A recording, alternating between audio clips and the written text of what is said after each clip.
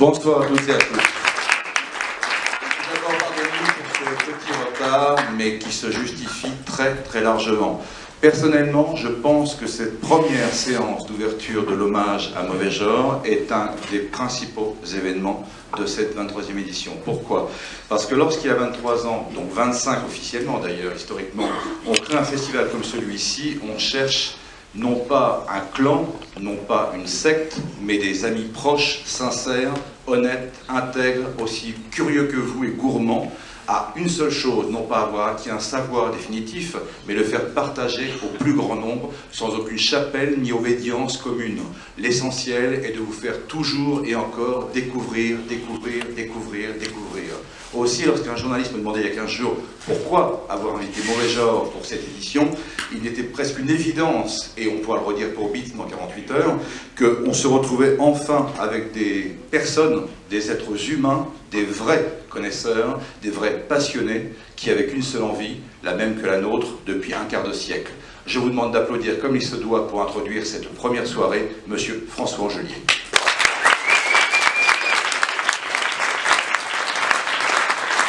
Bonsoir, merci d'être là. Bonsoir. Écoutez, d'abord merci. Merci à Frédéric d'animer depuis toutes ces années l'étrange festival, puisque c'est un rendez-vous absolument essentiel pour les gens qui ont, je dirais, la même passion, la même sensibilité que ceux qui écoutent l'émission. Donc d'une certaine façon, là, il y a une fraternité d'armes qui ne se dément pas depuis toutes ces années. Merci de nous avoir invités pour fêter nos 20 ans. Et effectivement, quand on a commencé l'émission en 97, c'était à la fin du mois d'octobre. Alors tout était passé, le temps était passé, mais dès 1998, la première chose qu'on a fait, ça a été de programmer pour la seconde saison une émission spéciale sur l'étrange festival, et je répéterai, j'userai des mêmes mots que toi, nous avions enfin des gens à qui parler, quelqu'un avec qui échanger, avec qui parler, puisqu'on était, je dirais, dans une culture commune, dans une sensibilité commune, et surtout, ce qui est important, dans un rapport commun à l'objet. Il ne s'agissait pas d'avoir une position phanique, un peu béate, un peu neuneux, il ne s'agissait pas non plus d'avoir une position distanciée, de considérer la culture de genre comme un symptôme d'un mal social ou d'une psychopathologie quelconque, mais simplement de se laisser faire, de se laisser massacrer, je dirais, de se laisser délecté par tous ces objets, que ce soit un polar de la fin du 19e, un film de Hong Kong, une bande dessinée pornographique italienne, ou un western italien, ou un film américain. On avait là donc un capital commun d'émotions, de savoir, de science, et là aussi, le but de la manœuvre, c'était de le faire partager, et toi, depuis toutes ces années, et nous également, eh bien, on tente à faire la même chose, avec des durées, des jours un peu différents. En tout cas, merci tout d'abord de cette invitation, et puis on va peut-être détailler un petit peu le programme et l'affiche. Je vous en prie, cher président. Alors, il y aura 3 moments. Le premier moment, c'est dans quelques minutes. Ça s'appelle Lanterne tragique, allusion claire à la lanterne magique. Pourquoi? Parce que j'ai eu l'idée de rassembler 3... Alors, est-ce que ce sont des cinéastes? Je ne pense pas. Je pense que ce sont des opérateurs visuels, au sens où on parle de magie opérative. Ce sont des gens qui considèrent l'image, qui considèrent le cinéma ou l'image mouvante plus comme une sorte de théâtre de la cruauté que comme un produit industriel ou comme un objet de consommation. Et ces gens font de l'image, non pas, je dirais, une expérience de pure consommation, mais une véritable expérience intérieure. Et c'est ça qui m'a marqué dans leurs œuvres, et c'est pour ça que j'en ai choisi 3 qui me semblent parmi les plus caractéristiques. Ça n'est pas du cinéma, c'est plutôt la lointaine descendance, je dirais, d'Alice Guy, de Méliès, et c'est un cinéma visionnaire, oraculaire. C'est moins une expérience esthétique que l'expérience orphique.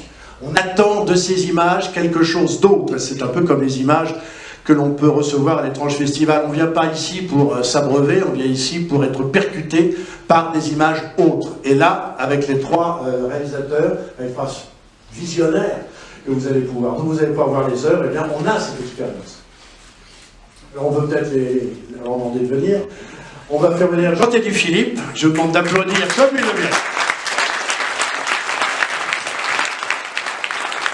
Jean-Teddy Philippe. Alors Jean-Teddy Philippe, vous le connaissez, on connaît évidemment le found footage, on connaît toute la lignée autour de Blair Witch et après. Mais à l'origine, et bien avant tout cela, il y a une série de documents interdits que Beaucoup d'entre vous, j'imagine, ont dû voir sur diverses chaînes de télévision, peut-être sur Arte à la fin des années 80. On peut aujourd'hui les voir en DVD, puisque heureusement tout cela a été préservé. Les documents interdits de Jean-Teddy Philippe, c'est véritablement ce qu'on appelle un OVNI, l'objet visuel non identifié, une sorte de création à partir, je dirais, de l'effet de vérité. Quel a été un petit peu le but de la manœuvre au départ, Jean-Teddy Philippe? Partir sur la genèse, ça va être un petit peu long et compliqué, mais disons que pour la faire sobre et courte, l'idée était dès le départ d'être dans des bulles un peu, je veux dire le mot qu'il ne faut pas dire dans une présentation sous peine de bâillement, j'allais dire un peu une volonté de poésie, une volonté de raconter un réel, celui qu'on voit, mais en même temps celui qu'on n'arrive pas nécessairement à transcender, à imaginer ce qu'il pourrait y avoir derrière au moment même où ça se passe. Donc vous voyez, je suis en train de vous raconter quelque chose de vaguement quantique, c'est-à-dire que quelque chose se passe au moment où on le regarde, mais qu'on ne voit pas nécessairement, mais que la caméra va peut-être débusquer. C'était quelque chose comme ça, quelque chose d'un peu insaisissable qui pouvait se passer dans des images, avec une option de mise en scène qui, de toute façon, ne me laissait pas de choix. C'est-à-dire que ce que vous allez voir ce soir, imaginez-le dans une mise en scène classique, de dramaturgie classique, avec comment dirais-je, un découpage narratif, lambda et tout, etc. Et je ne suis pas sûr que les choses auraient marché, que la magie aurait opéré. Je pense que c'est un peu ça. C'est volontairement un peu obscur ce que je vous dis, mais je pense que ces films, le son et le reste, ils ont été piratés des millions et des millions de fois sur le net, découpés, tordus, comment dirais-je, on est servi d'autres causes et tout, etc. Ce qui me fait croire, mine de rien, à leur pérennité, à leur longévité, et finalement, c'est peut-être pour moi la plus belle surprise, parce que franchement, je ne m'y attendais pas. Alors vous allez voir effectivement des marins qui deviennent des anges, des films de vacances en enfer, des opérations surnaturelles, des visites extraterrestres, et filmés avec justement un art absolument diabolique de l'illusion et de la supercherie, avec notamment une voix off. Je ne sais pas où vous l'avez trouvé celui-là, mais alors c'est extraordinaire. Il y a une capacité de crédibiliser l'image, je ne sais pas comment il fait, c'est extraordinaire. La voix off, enfin, je veux dire, il y a les documents ont une parenté, ils ont une génétique, c'est globalement le récit télé tel qu'on pouvait le voir et tel qu'on le voit encore aujourd'hui. Alors aujourd'hui, sans, comment dirais-je, les barrières que moi j'avais mises, qui, vous le verrez, n'approchent que des phénomènes sympathiques. Aujourd'hui, le found footage et ce qu'on peut voir dépasse des fois des limites moralement douteuses. Je veux dire, ça c'est sûr. Le langage que vous allez voir n'est ni plus ni moins en fait qu'une espèce de langage télévisuel poussé à son paroxysme. Donc ce que vous allez voir là, c'est déjà ce qui se disait il y a 25 ans, c'est ce qui se dit encore dès que vous ouvrez votre télévision et que vous regardez un JT ou quoi que ce soit, sauf que même maintenant ils mettent de la musique, ce que moi j'aurais jamais osé faire. Même maintenant vous avez de la musique sur des images qui sont censées être pour apporter une réalité extrêmement brutale. Donc là, le jeu est là, le discours est là. La chose à faire néanmoins, car vous êtes de toute façon tous suffisamment intelligents pour, dès la première image, comprendre supercherie, si finalement elle est là. Personnellement, je ne suis pas si sûr. C'est de laisser aller. De toute façon, un venir au spectacle pour résister, c'est une mauvaise conduite. Donc, laissez aller. Laissez-vous aller. Et je vais appeler maintenant Thomas Berthet, et pas comme Thielman. Voilà, le deuxième choix que j'ai opéré pour ce soir, parce que ils sont les auteurs, vous les connaissez sûrement, on peut avancer.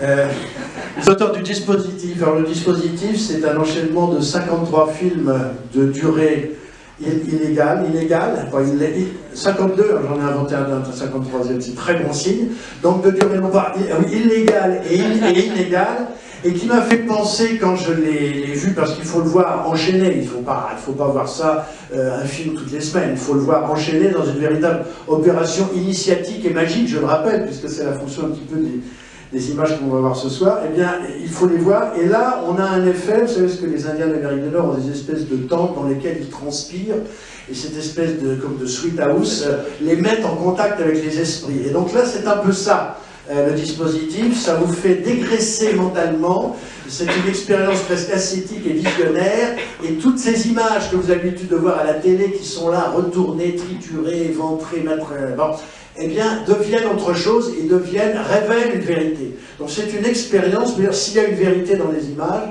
c'est une expérience de la vérité, l'image est dégraissée, elle est détournée, et enfin, elle dit la vérité. Alors on va en parler aux deux auteurs. Thomas Berthet, quel a été le projet au départ du dispositif?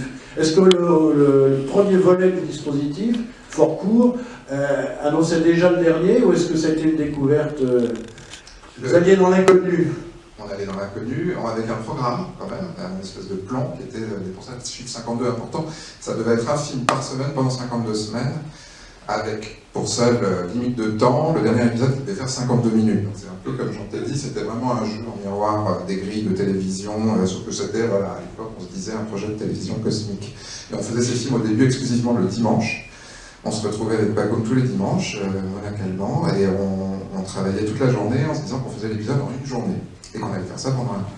Et ça, on n'a pas, ça a vraiment lamentablement capoté, parce qu'on en a fait 14 comme ça, les 14 premiers, et les derniers, on a mis 1 an et demi à les faire, et on a mis 14 ans à faire l'ensemble. Donc voilà. Le planning n'a pas été vraiment respecté.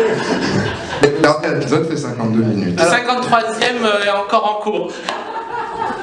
Pacôme, donc est-ce que le but de départ était toujours le même qu'à l'arrivée? Enfin, est-ce que vous avez découvert au fur et à mesure des 52 épisodes ce que vous vouliez vraiment faire, ou est-ce que brusquement les choses ont... Il y a eu énormément de modifications pendant qu'on le faisait. En fait, grosso modo, au départ, le seul truc, c'est qu'on voulait faire des films qui nous plaisent.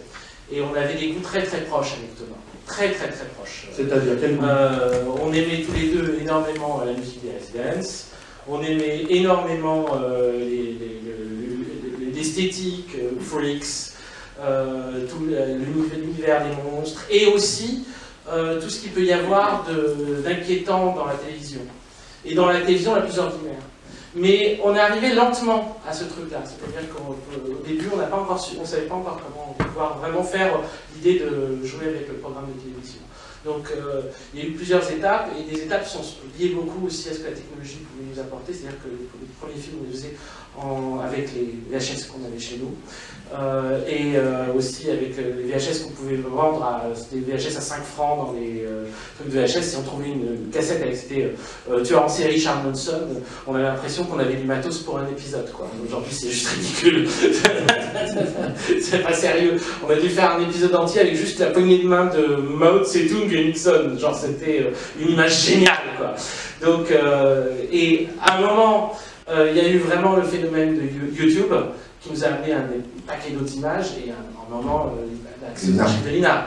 Et alors, à partir de l'accès aux archives de l'INA, les films sont modifiés complètement. C'est-à-dire que là, on a commencé vraiment à jouer avec, à chercher des plateaux de télévision, à commencer à détourner ces trucs-là, les remettre en scène, et surtout aussi à fouiller, à appeler dans la machine des images qu'on voulait voir ou qu'on n'avait pas vues.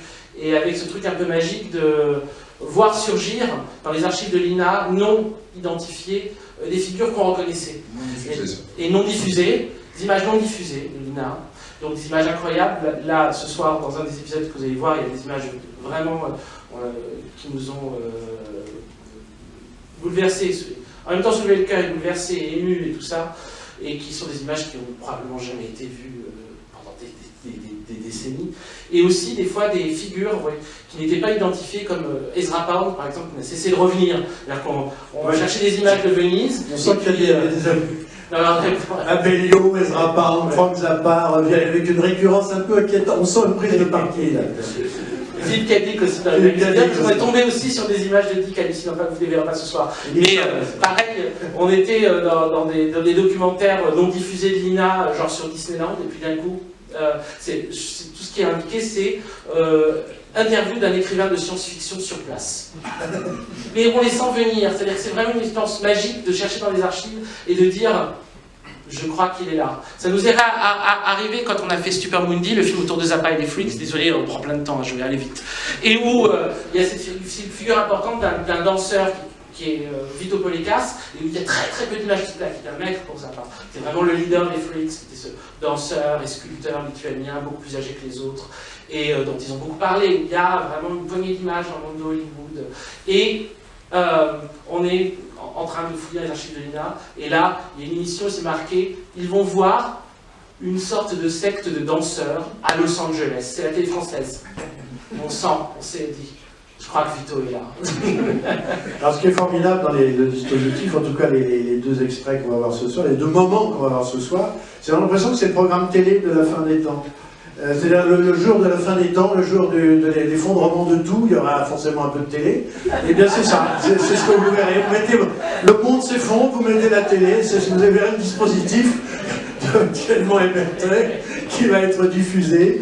Mais surtout, on voit énormément d'archives qui sont d'une sorte, je ne vais pas dire détournées, c'est pas véritablement les films comme ceux que faisaient les situationnistes, c'est ces films qui sont exaltés, les images sont exaltées, ou sont l'objet d'opérations un peu magiques, un peu maléfiques. C'est un peu ça, et c'est en tout cas effectivement le monde quotidien de la télévision. On voit Daniel Gilbert, on voit les présentateurs télé, on voit les hommes politiques français, on voit Giscard, et tout cela, mais Giscard tel que vous le verrez le dernier jour. Giscard au dernier jour, c'est très étonnant. Donc voilà, le dispositif, le deuxième moment, et le dernier, Bertrand Mandico. On applaudit. Voilà, les Garçons Sauvages sont un des grands moments de ce festival. Je ne veux pas parler à la place de Frédéric, mais je pense qu'il sera tout à fait d'accord avec moi. Et j'ai revu, j'avais déjà vu parce qu'on est allé visiter, Mauvais Genre est allé en visite, Mauvais Genre en visite maintenant. En visite, on va embêter les gens chez eux, donc chez Bertrand. Et donc, on avait pu, avant, j'avais vraiment tout revu. Et j'avais été frappé parce qu'on avait fait l'émission sur Borovzik. Et là, le film sur Boro est tout à fait extraordinaire. Et là aussi, avec toi, on est dans un processus magique, c'est-à-dire on n'est pas dans un discours, je dirais, classique, rationnel, chronologique, on est dans une espèce d'exaltation poétique du sujet, c'est-à-dire comment parler de Boro sans le trahir, mais en même temps sans le dénaturer, sans l'aplatir par un discours réaliste. C'est véritablement une sorte de projection poétique du personnage avec sa boîte. Bon, déjà, je suis ravi d'être embroché avec ces magnifiques morceaux, si vous le permettez. J'avais envie de rendre hommage à Valerian Borovchak, qui est un cinéaste qui a été très important pour moi, qui m'a montré le chemin. J'ai commencé en faisant du cinéma d'animation, mais je voulais fuir vers la prise de vue réelle, et c'était vraiment son parcours, et c'était un modèle. Donc toute la question était comment rendre hommage à un modèle sans trop le citer, en prenant beaucoup de liberté, en étant irrévérencieux tout en l'aimant, essayer de faire un biopic sans vraiment parler de la personne vraiment, et en parlant de soi finalement. Bon voilà, j'ai essayé de faire tout ça dans ce film, et lui faire aussi une sorte de lettre d'adieu, puisque ça concluait une histoire que j'avais eue avec Borovchak, où on avait été à l'origine avec Pascal Vinet d'une rétrospective Borovchak à Varsovie. Voilà, je pense que tout est dit, tout peut commencer.